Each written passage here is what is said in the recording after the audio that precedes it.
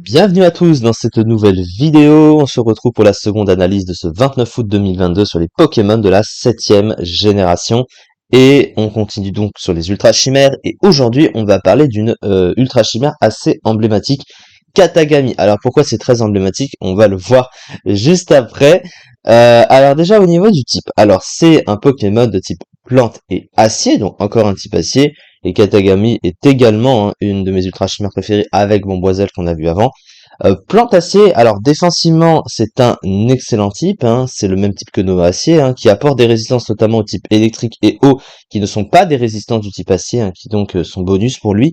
Ce qui fait donc 8 résistances, une double au type plante et une immunité poison, donc c'est plutôt pas mal. Pour deux faiblesses, une double au feu et une faiblesse combat, qui sont des faiblesses très gênantes, mais ce sont des faiblesses du type acier assez classiques, donc voilà.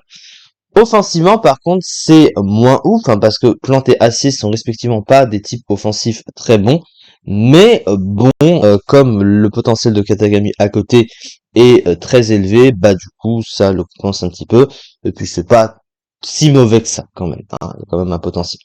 Boost chimère, donc le talent de toutes les ultra chimères, on en a parlé plusieurs fois, ça booste d'un cran la statistique la plus élevée du Pokémon une fois qu'il a mis KO un Pokémon. Donc ça prend en compte, je rappelle, l'investissement total avec les EV, etc. Donc c'est évidemment très pratique. Alors sur les statistiques, qu'est-ce qu'on voit avec ces ultra chimères? 181 en attaque. Alors ça, c'est la particularité du coup, parce que 180 en attaque, c'est d'un point plus fort sur déjà sur les stabs que ce cher Mega Rayquaza. Oui, il tape comme un gros sourdin ce Pokémon, il tape super fort, hein. C'est un des Pokémon qui tape le plus fort du jeu en étant non légendaire, donc c'est quand même ça. Alors il tape moins fort que Mega Scarino de 4 points, mais il est super fort, et lui je rappelle qu'il n'a pas de méga évolution, hein. Donc sans méga évolution, sans légendaire, je pense que c'est le Pokémon qui tape le plus fort du jeu, hein. Donc voilà, c'est quand même ça, il fait des dégâts monstrueux ce Pokémon. Ensuite à côté, il a une défense bonne de 131, donc il a une bonne défense physique à côté. Une base PV moyenne pardon de 59, mais bon, voilà. Par contre, sur le plan du spécial, c'est une chips, hein, ce Pokémon. Il a 31 de défense spéciale, donc sur le spécial, il tank pratiquement pas, hein. Il peut se faire one-shot de même d'attaques, de petites attaques résistées ou neutres, hein, peuvent le tuer, hein, sur le spécial, donc voilà. L'attaque spéciale 59, évidemment, on n'en parlera pas. Et pour un Pokémon avec une grosse attaque, il a un bon speed tier de 109, donc quand même, avec un bon Pokémon offensif, il a une très bonne vitesse, donc ça, évidemment, il ne s'en plaint pas. Sur le plan offensif, alors son principal défaut, c'est qu'il n'a pas de bon move offensif. Son move pool offensif est restreint.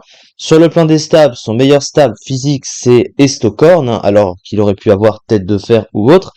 Et sur le côté type plante, il a Lame Feuille, mais il a pas genre méga faux, trucs comme ça.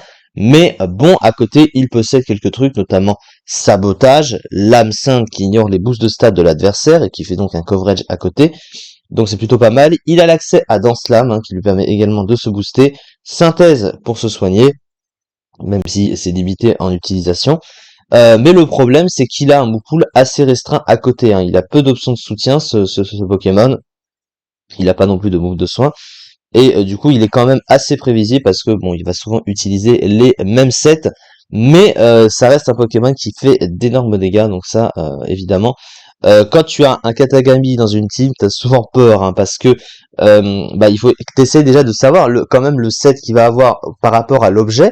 Parce que vous voyez, s'il est Scarf, bah, il va taper moins fort, mais il va être plus rapide que ta team, donc tu risques de te prendre un dégât en te faisant dépasser, parce que tu vas dire, ah mais je suis plus rapide. Par exemple, si vous avez un Latias dans une team, vous dites, ah mais j'ai 110 de vitesse, je suis d'un point plus rapide que lui, mais si jamais vous faites pas gaffe et que vous oubliez qu'il est peut-être Scarf, et ben il vous dépasse et il vous balance un gros sabotage dans la tête et vous avez mal, croyez-moi.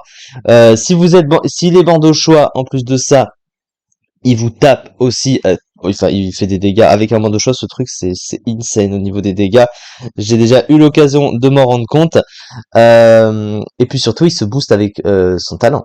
Donc s'il se booste son attaque derrière, aïe aïe aïe, ça peut faire extrêmement mal, hein. Ça fait déjà extrêmement mal de base. Ouais, ce Pokémon c'est un danger public malgré tout. Et donc voilà, c'est très fort, hein. C'est l'un des meilleurs Pokémon du jeu, il n'y a pas de doute. Une statistique d'attaque venue du futur, hein, vous voyez carrément ce que ça dit. Une très bonne statistique de défense et vitesse, bien qu'en dessous des 110 de base stat. Mais il y a le Scarf éventuellement. Alors un type plante bon offensivement et un type acier utile défensivement. Accès à Danse la bourse boostée, un talent utile boost chimère et exploitable pour surprendre. Des PV et une défense spéciale médiocre, un double type peu intéressant offensivement, l'offensif assez pauvre et manquant de puissance brute.